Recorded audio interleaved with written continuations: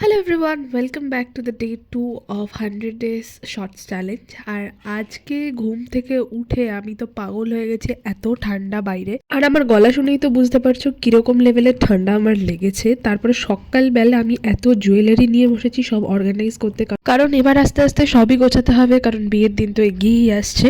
তারপরে আমি জুয়েলারিগুলোকে সব অর্গানাইজ করে বানালাম একটু চা।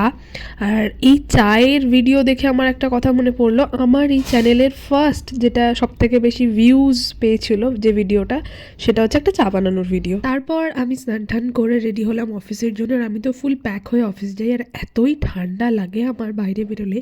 আর আজকে আবার আমি অফিসের জন্য অটো পাচ্ছিলাম না, দেন আনফর্চুনেটলি আমাকে র্যাপিডো করতে হলো। আর আরোই আমি ভয়ে ছিলাম, কারণ বাইকে করে গেলে তো আরও বেশি ঠান্ডা লাগে। দেন বাড়ি এসে বসলাম তত্ত্বসূচির কুলোটাকে সাজানোর জন্য, কারণ আজকে রাত করে একটু কাজ করলেও কালকে সকালে কোনো অসুবিধা নেই, কারণ কালকে আছে উইক অফ। দেন কাজ সারতে সারতে প্রায় রাত্রি 1:30 বেজে গেছিলো, আর তারপরেই দিয়েছিলাম ঘুম। যাই হোক, আজকের ভিডিওটা এতটুকুই, দেখা হবে আবার নেক্সট ভিডিওতে।